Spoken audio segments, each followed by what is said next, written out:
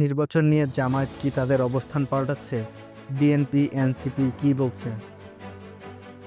আমার লাইফটা এলোমেলো, সবকিছু শেষ, বিসিবিকে বললেন জুলাই আহত একজন যোদ্ধা। এয়ার ইন্ডিয়ার বিমান বিধ্বস্ত হওয়ার আগে জ্বালানি সুইচ বন্ধ হয়ে গিয়েছিল কেন?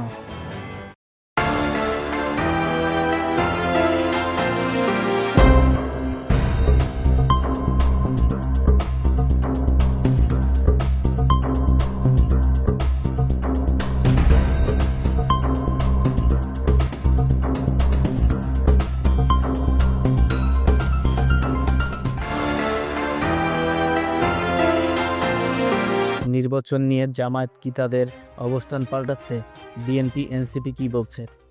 বাংলাদেশের রাজনীতিতে চলমান উত্তাপের মধ্যে নির্বাচন নিয়ে রাজনৈতিক দলগুলোর অবস্থান নানা প্রশ্নের জন্ম দিচ্ছে। এমন এক সময় জামায়াত ইসলামের আমির শফিকুর রহমান নির্বাচনের পরিবেশ নিয়ে প্রকাশ্যে প্রশ্ন তুলেছেন। সম্প্রতি এক অনুষ্ঠানে তিনি বলেন, যে পরিস্থিতি চলছে তাতে অবাধ ও সুষ্ঠু নির্বাচন সম্ভব হবে কিনা সেটি নিয়ে আমাদের মাথা বড় উদ্বেগ আছে। আমরা এমন কোনো প্রক্রিয়া যেতে চাই না যেখানে জনগণের রায় প্রতিফলিত হবে না। তার এই বক্তব্যের পর রাজনৈতিক বিশ্লেষকরা মনে করেছেন, দীর্ঘদিন নির্বাচন বর্জন ও আন্দোলনের কৌশল নেওয়া জামায়াত এবার হয়তো তাদের অবস্থান পরিবর্তন করতে কথা ভাবছে। তারা হয়তো স্বার্থ সাপেক্ষে নির্বাচন অংশ নেওয়ার সম্ভাবনা খুঁজছে। এ নিয়ে রাজনৈতিক মহলে অন্যদিকে বিএনপির নেতার বলছে তারা এখনও মনে করেছেন এই সরকারের অধীনে কোনো নির্বাচন গ্রহণযোগ্য হবে না। বিএনপির একজন শীর্ষ নেতা বলেন, আমরা সরকারের পদত্যাগ ও নির্দলীয় সরকারের অধীনে নির্বাচন চাই। এই অবস্থায় থেকে আমরা সরে আসছি না।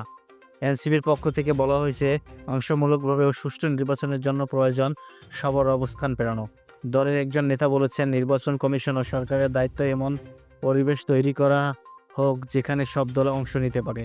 রাজনৈতিক বিশ্লেষকদের মতে জামাত সরাসরি নির্বাচন বর্জনের কঠোর অবস্থান থেকে নরম হতে পারে, তবে বিএনপির সঙ্গে তাদের সমন্বয় এবং সরকার নির্বাচনী ব্যবস্থার উপর আস্থা ও দুই বিষয় চূড়ান্ত সিদ্ধান্তকে প্রতিফলিত করবে। আমার লাইফ এলোমেলো, সবকিছু শেষ, বিসিবিকে বললেন জুলাই আহত একজন যোদ্ধা। জুলাই মাসে সংঘটিত এক মর্মান্তিক ঘটনায় শিকার হয় নিজের জীবনযাত্রা ও স্বপ্নভঙ্গের বেদনা প্রকাশ করলেন এক আহত ব্যক্তি। তিনি বলেন, আমার লাইফটা এলোমেলো, সবকিছু শেষ। প্রতিবেদনে বলা হয়েছে, মেরুদণ্ডের বুলেট লেগে তিনি এক চরম অসহায় অবস্থায় আছেন।